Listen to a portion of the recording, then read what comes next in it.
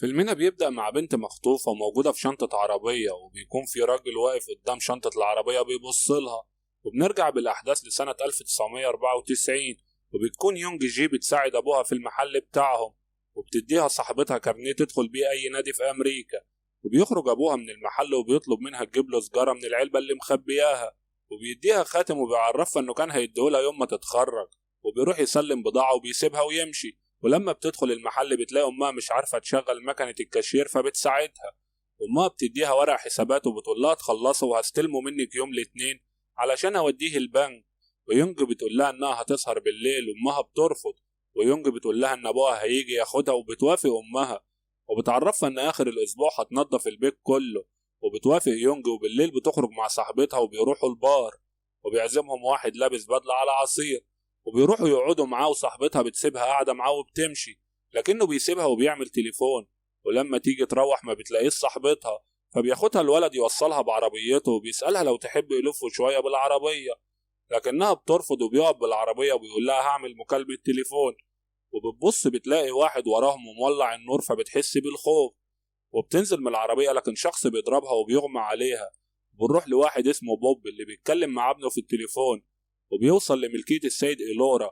وبينزل من العربية بيلاقيه واقف مع نائب المأمور، وبيوريه جثة بنت مرمية في خندق المزرعة. وبيسأل بوب صاحب المزرعة لو في حد تاني عايش معاه، فبيقول له لأ. وبيروح بوب للعربية، ولما بيرجع بيضرب الاتنين بالنار وبيقتلهم.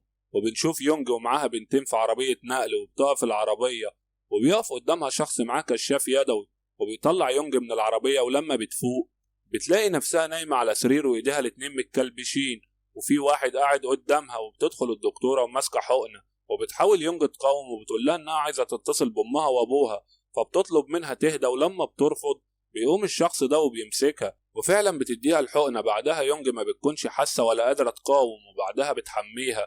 ولما بتفوق بتلاقي نفسها في زنزانة ومعاها بنات تانية، وشخص بينادي على البنات. ولما بيطلعوا بيلاقوا بوب جايب صندوق فيه قطط صغيرة، وبيطلب من كل واحدة تاخد قطة. ويونج بتفضل نايمة، وبيروح لها بوب بيعرفها ان ابوها بلغ عن اختفائها، وبيقول لها معلومات كاملة عنها وعن اهلها، وانهم جم امريكا من فترة قريبة. وبيقول لها اسم يونج مش لايق على بنت امريكية، وبيقرر يسميها ايدن. وبيقول لها ان معنى الاسم السعادة والفرح بالعبرية. وبيقول لها قدامك يومين وهتبقي كويسة وتتخلص من الصدمة، وانها لازم تستحمى مرتين في اليوم، وان بعد اي علاقة هتعملها الدكتورة هتكشف عليها، وبيهددها لو عملت مشاكل هيأذي كل عيلتها.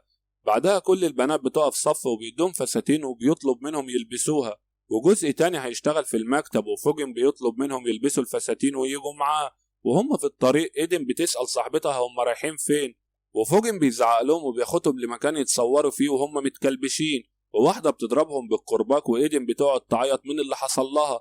بعدها فوجن بياخدها يوديها لواحد تاني، وبيأمرها تضحك في وشه، وبيقعد يستناها في الحمام، لكن بيسمع صوت الراجل بيصرخ.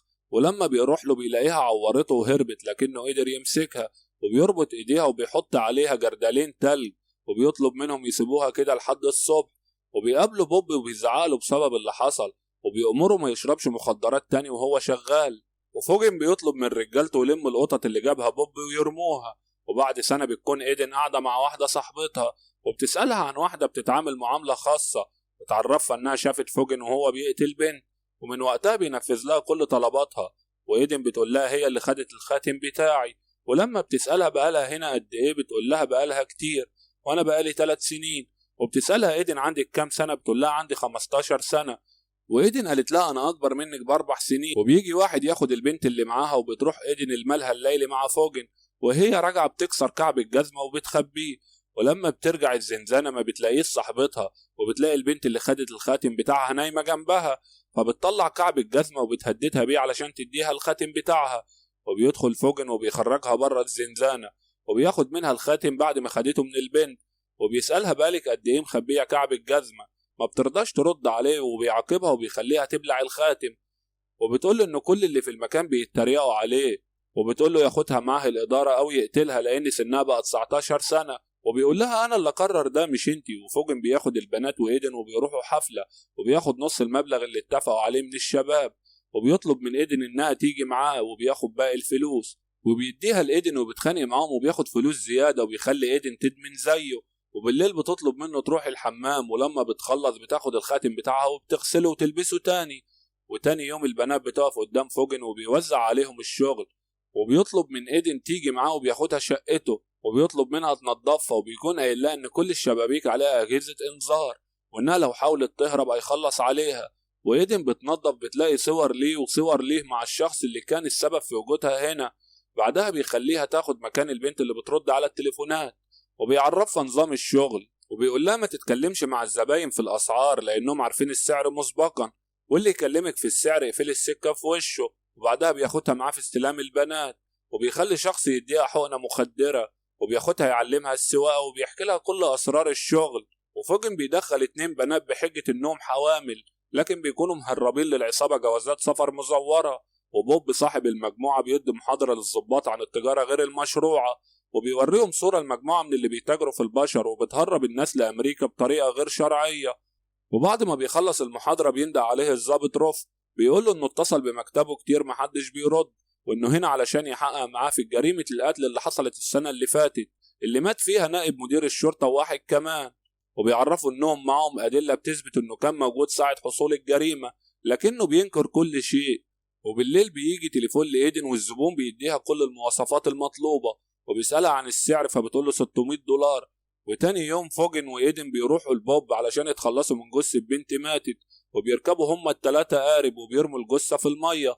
لكن بتتفاجئ إن فوجن بيضرب بوب على دماغه وبيقتله، وبيقول لإيدن إن جاله أمر من الناس الكبار إنه يخلص منه، وبياخدها معاه عند أصحابه، وبتطلب من صاحب المكان إنها تدخل الحمام، وبيعرفها مكانه. وهي داخلة بتلاقي حاجات خاصة بالولادة، لكنها بتشوف صاحبتها حامل وقربت تولد، وبتحاول تهربها وبترفض. وهم خارجين بيكون معاهم بنت جديدة، وفوجن بيحس ان ايدن متضايقة فبيسألها مالك، بتقول له انهم بيتاجروا في الاطفال المولودين، فبيهددها انها لو خانته بعد ما وثق فيها مش هيرحمها.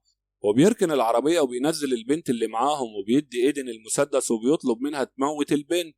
ولما بترفض بيقول لها حياتك قصاد حياتها، فبتبكي وتحط المسدس في راس البنت. وعلى اخر لحظة فوجن بياخد المسدس منها، وبيقول لها انه كان بيختبرها. وهم راجعين بالعربية فوجن بيجيله تليفون وبيطلبوا منه انه ينقل البنات لمكان تاني لان في خاين وسطهم. ولما بيرجع بيقتلوا الراجل اللي خانهم، وبتساعدهم ايدن انهم يحرقوا كل شيء خاص بالبنات، وبياخدوهم وبيمشوا. وبتروح ايدن مع فوجن وبيديها جوازات السفر المزورة، وبيقول لها تختار واحد منهم صورته شبهها.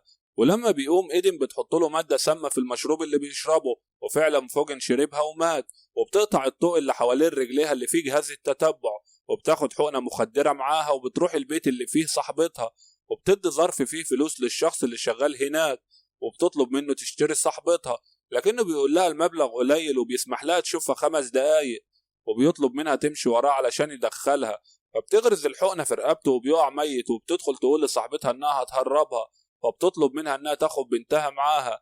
ايدن عرفتها انهم باعوها ففضلت تبكي، وبيركبوا الاتنين العربية ويهربوا. وبتتصل ايدن بامها اللي اول ما بتسمع صوتها بتفضل تبكي. ولحد هنا بينتهي فيلمنا. لو حابب تشوفنا تاني اعمل اشتراك في القناة وما تنساش تعمل لايك للفيديو، واشوفكم الفيلم الجاي. سلام يا عمر.